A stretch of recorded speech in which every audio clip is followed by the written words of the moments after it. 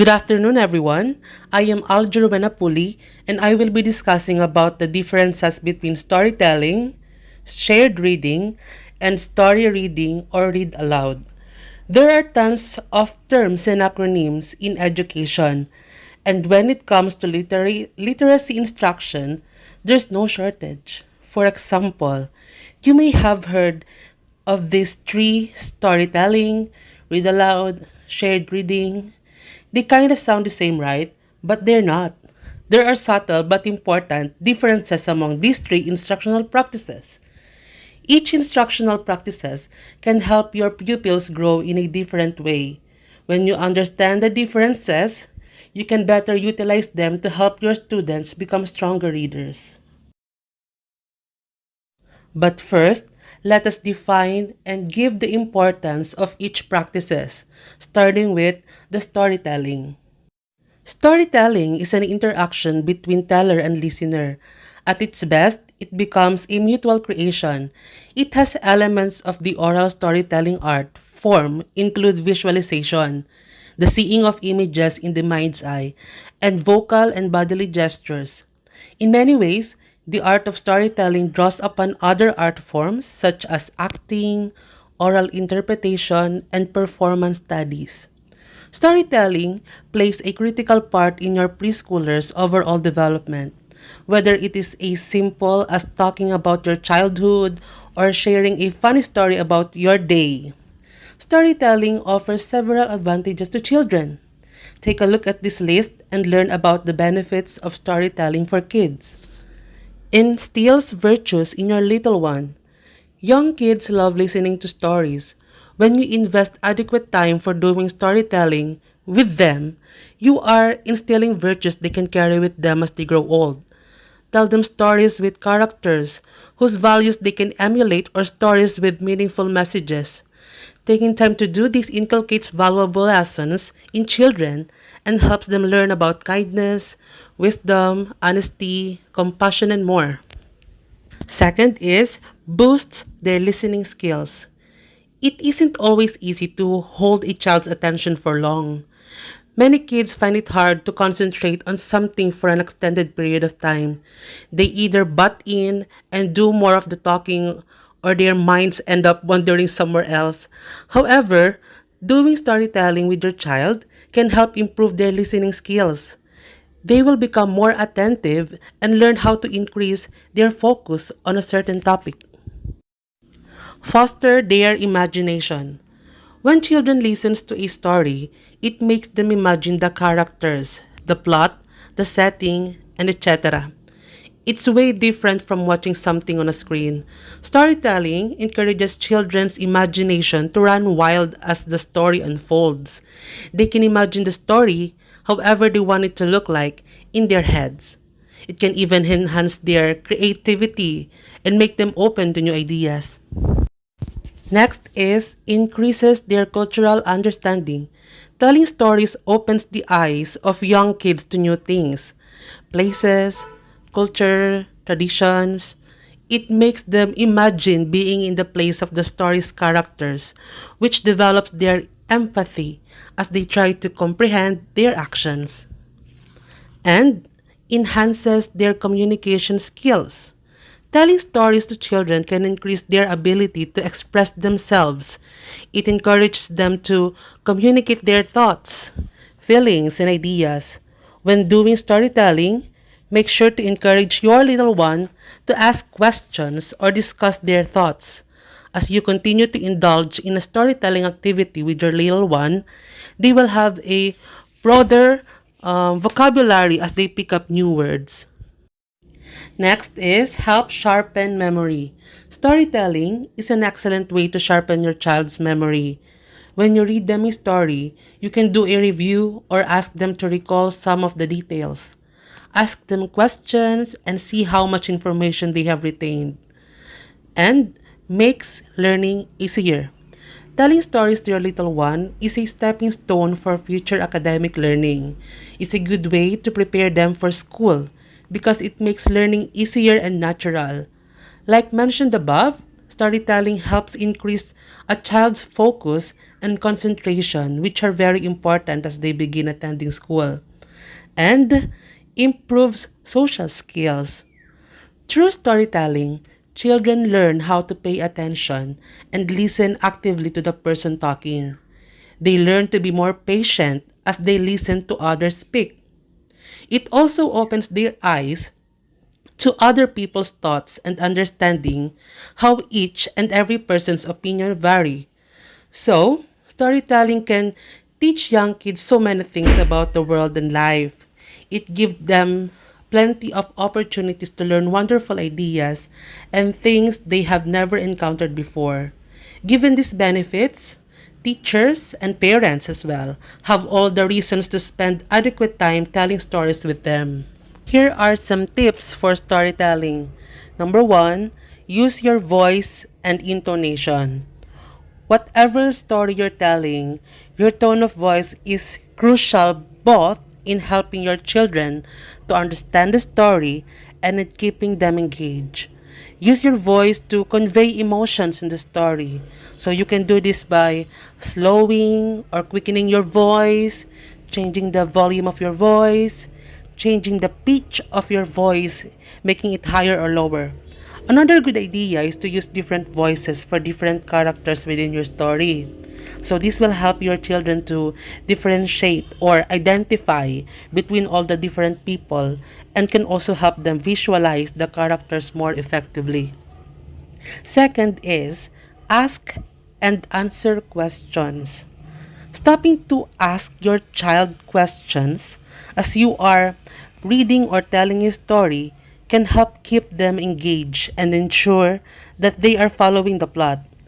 Encourage them to answer questions both about what is happening and how they feel about what is happening through the story. Children will often stop and comment to questions events for themselves. As frustrating as this can be for storyteller, it's a good idea to encourage this so that children feel engaged and included in the storytelling process. Next is include repeated phrases. Another great way to help your children feel involved in the storytelling process is to tell them stories that include repeated phrases or rhymes that they can join in with. Think of for example, the Three Little Pigs. 'Di ba? There is a phrase na paulit-ulit doon sa story. Yung phrase na, I'll huff, and I'll puff, and I'll blow your house away. So yun. Pero 'di ba, sometimes tayo mga teachers, we are very creative in telling stories to children. We can of course create our own repeated phrases in telling our own story. Number 4, build on traditional stories.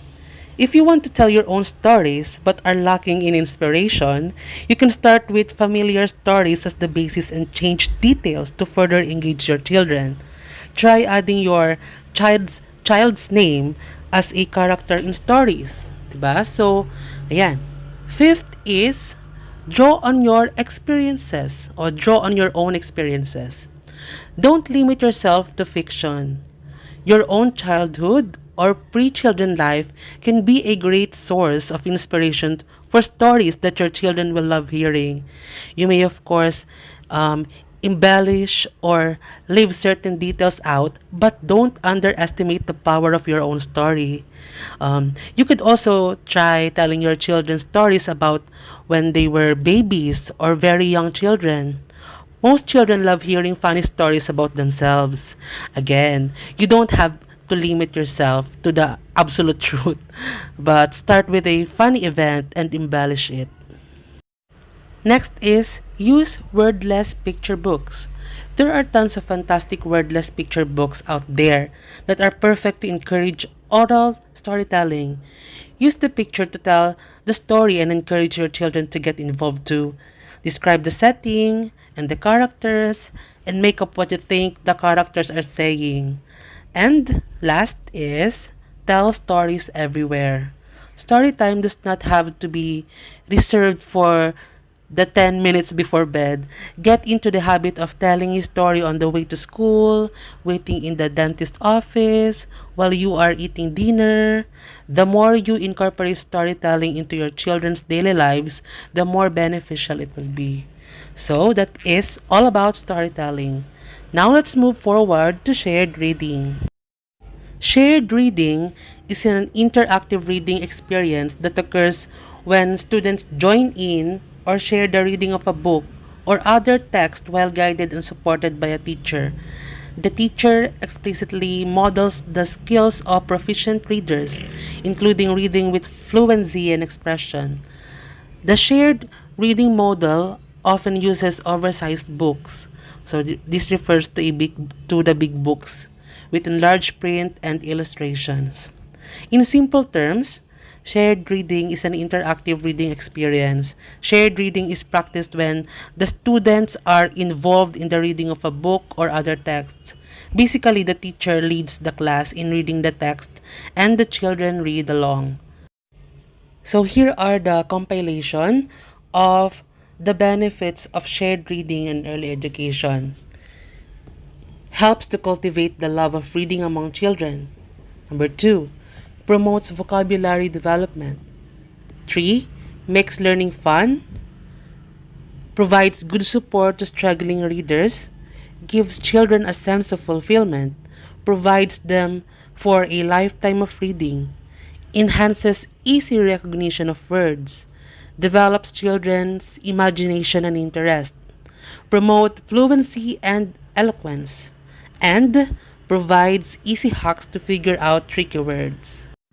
Although proven to be a great learning tool, teachers and parents are advised to understand the importance of this learning technique and how best to leverage it for a positive result.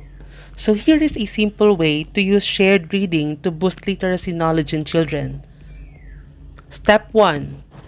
Be sure to introduce the book or text up for discussion before reading. Prepare their minds by giving them an insight into what the book is about. This will help steer their interest and keep them curious and hungry to hear more. So you can start by telling them the title or the text as well as the author and a brief summary of what it's about. Step 2. Read the complete story aloud. Remember to use the appropriate tones and inflections to make it interesting. Ayan. So, this will also go a long way to help the children relate better to the story. Additionally, you can stop at different junctures to ask the children their prediction for the next scene or chapter. Whatever you do, be sure to carry them along. Step 3. At the end of the first reading, do well to wait for comments, questions, and remarks before proceeding to the next step.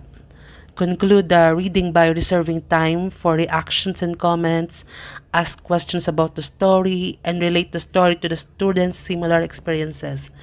Ask the children to retell the story in their own words. Step 4. Reread the story or allow time for independent reading. And the last step is conduct follow-up activities such as making crafts related to the story. And now let us define story reading or read aloud. This teaches children of all ages to associate reading with pleasure and provides them with a reading role model, all while developing their vocabulary and background knowledge. It also builds classroom community around shared experiences, develops speaking, listening, and attention skills, and widens students' views of the world. Here are 7 important benefits of reading aloud with children. Number 1. Develop stronger vocabulary. Children acquire language primarily through listening. Reading aloud lets children regularly hear new words in new contexts, which builds their vocabulary and help them develop a stronger awareness of the communicative possibilities of language. Number 2. Builds connections between the spoken and written word. When children hear words read aloud, they begin seeing how printed words are closely connected to spoken words. This helps them recognize the differences between the arrangement of spoken language and printed text. Number three, provides enjoyment. Children generally enjoys being read to, which encourages them to see and experience reading as something fun and positive. So reading aloud makes them more likely to become interested in learning to read, which is likely to then spark a lifelong love of reading. Number four, increases attention span. Unlike watching television, reading or being read to promotes a slower unfolding of events and ideas. This encourages children to listen, pay attention, and concentrate, which after a while can increase their overall attention span. Number five, strengthens cognition. A well written book exposes children to sophisticated language, which can strengthen their cognitive abilities. When children are regularly exposed to the sophisticated language of quality literature, they learn how to apply their cognitive abilities to understand the text.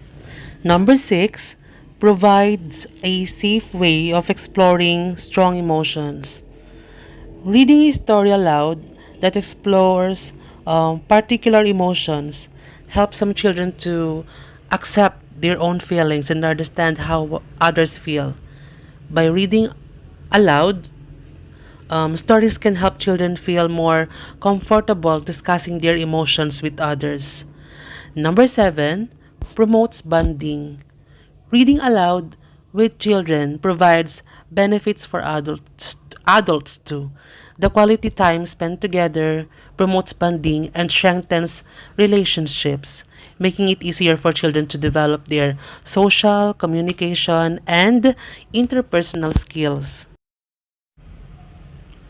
Read aloud offers a chance to model good reading and thinking strategies and to expose young learners to a rich variety of literature.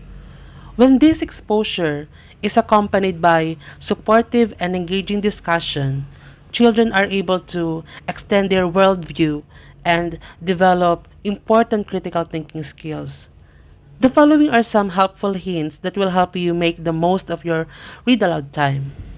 Number one, plan enough time for each session, at least 15 to 20 minutes. You'll want to give yourself and the children enough time to read aloud, to enjoy and to discuss the story or poem, and even information text. Next, choose stories or texts that respond to children's interests and experiences. For very young children or emergent readers, choose books with vivid pictures, a strong storyline, engaging characters, and evocative language. Humorous and predictable books are particularly successful. Next, preview the book before you read it with the group so you can anticipate questions or reactions. Practice reading the book through so you can decide where to pause for emphasis and where to elicit questions, predictions, or reactions. Next, introduce the book to the group. Point out the cover illustration, title, and author. Invite the children to predict what the book is about and talk about how the book might connect to their own experience or to other books they have heard or read. You can also give a brief explanation about why you choose to read this book.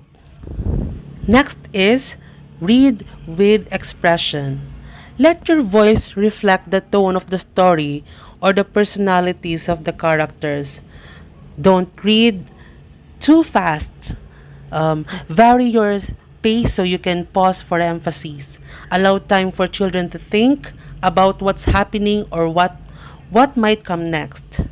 Next is build in time for listeners to respond along the way. Allow time for children to study the pictures as you read, make comments, and ask questions about the story. Next is encourage predictions. Ask children what they think will happen next. Help them confirm or revise these predictions as the story unfolds. Try to honor many ideas and interpretations, not just the correct ones. Instead of accepting or rejecting comments or ideas as right or wrong, use comments such as the that's one possibility. That's one possibility. Let's see what the author has in mind. Or kaya naman, well, that's an interesting idea. How did you think of that? O parang mga ganun. Next is, watch your audience. Watch the children's expressions and body language and be sensitive to signs of boredom or confusion. You may need to change your reading plan, change the book, or do more preparation next time. And save time at the end of the story to get reactions. Ask open ended questions that don't have right or wrong answers and that can't be answered with a yes or no reply. For instance, ask what the child liked or disliked about the book and why. You may ask what he or she thought about the characters or how the problem was solved, parang ganun. Find out with if the books made listeners think of any personal experiences or other books they have heard or read. Next is point out parts of the story you noticed or especially liked. Show the children special language patterns or phrases or parts of the text that made you feel or visualizing something. Ask children if there were other parts of the book they noticed. And remember that for some children, listening to stories is a new experience. Some children aren't used to being read and will need to develop that interest and ability. Start with short, interesting stories with strong pictures. In some cases, allow active children to manipulate Play Doh or to draw while listening. Be responsive to facial expressions and body language. Next is encourage discussion about the story. Ask the children questions about what's going on and encourage them to predict what will come next. Be sure though not to turn the discussion into a quiz. And most importantly, have a good time. So now we are done in defining and giving the importance and tips of each practices. So maybe it is helpful to compare these instructional routines in a few areas like the time frame or how long they take to implement, skills to address, the teacher's role, the student's role, and text difficulty. Let, let's look at each area individually. So let's start with the time frame. Okay, so storytelling, it should be 10 to 20 minutes or more per group. And in shared reading, about 10 to 20 minutes. Read aloud, about 10 minutes. This does not count any follow-up activities. In a nutshell, a read aloud typically takes the least amount of time because you're doing the most of the work, we teachers or the readers. But the other two has more because there is an engagement between pupils and teachers, most especially in storytelling. And now let us know the skills to cover. In storytelling, it covers imagination, comprehension, fluency, vocabulary, attracts students to books, skills of oral recall and sequencing, using picture books, in shared reading, decoding, fluency, comprehension, vocabulary, phonics, print concepts pointing one by one, high frequency words, and read aloud, comprehension, vocabulary, and fluency. To sum it up, read alouds are great for working on skills that don't require students to be able to see and read the text. so you can engage students in higher level thinking. In shared reading naman, it is great for working on all skills.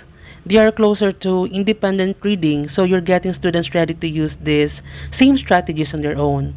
And in storytelling, it develops children's imagination, strongly attracts children to books, and it has a power that reading stories does not, does not, for it frees the storyteller to use creative techniques.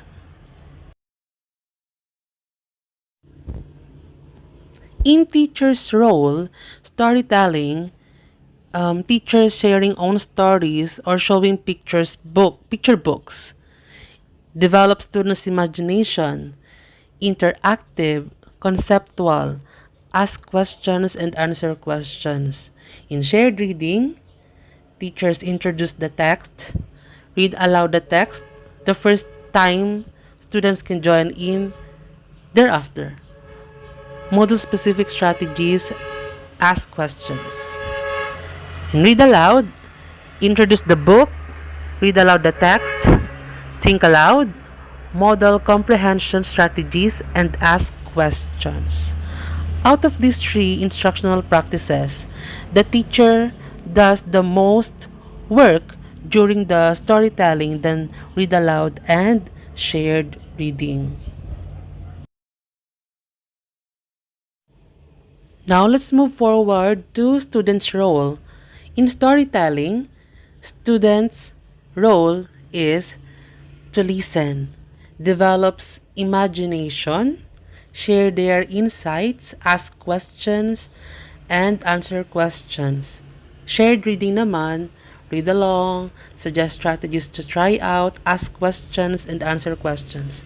Read aloud, listen, ask questions, answer questions, turn and talk to a partner.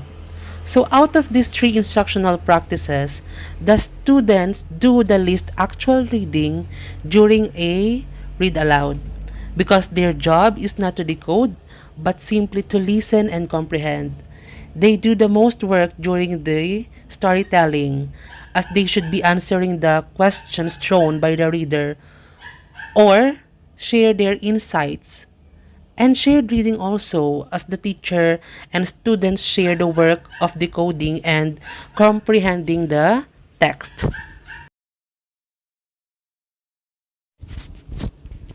Next is text difficulty. In storytelling, it is only for beginning reading. Shared reading, 1 to 2 levels above an average student's reading level, and read aloud above kids' reading level significantly, but they should still be able to listen and comprehend. Okay, only shared reading and read aloud give kids opportunities to work with texts at a variety of levels because in storytelling, only picture books and using of imagination is needed to prepare them for the beginning reading. Activity time! Identify the statement if it is read aloud, shared reading, or storytelling. Comment down your answer in the chat box. Ready na ba kayo? So, number 1. It is an interactive reading experience that occurs when students join the reading of a book and supported by a teacher.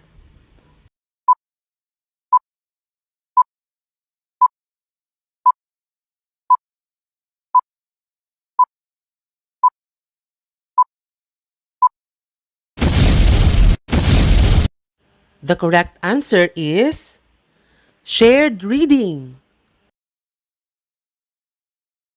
Next, teach children of all ages to associate reading with pleasure and provides them with a reading role model.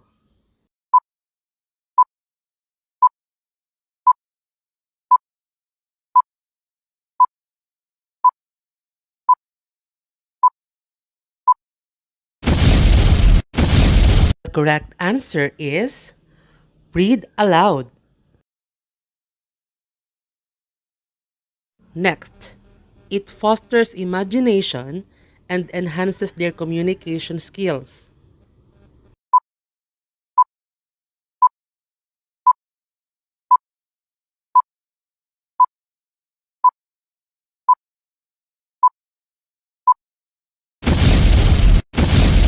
If your answer is storytelling, you are correct. Next, it is an oral interpretation of a traditional literacy and personal experience story. It is told in a natural manner with all of the flavor and language of a particular tradition.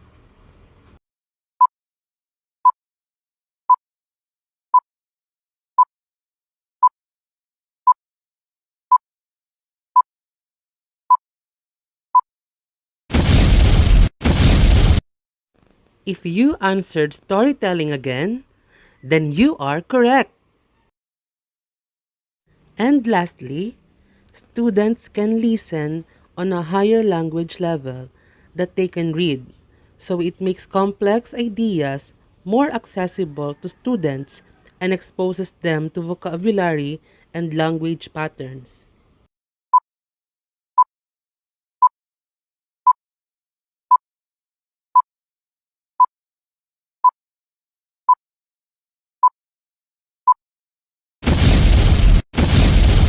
The correct answer is read aloud.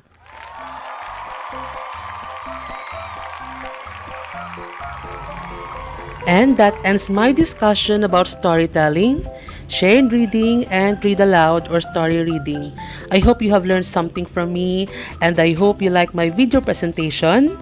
Please do like and subscribe to my YouTube channel. Just search Teacher Al dahil maraming videos doon about the weekly stories in kindergarten modules. Thank you. Goodbye.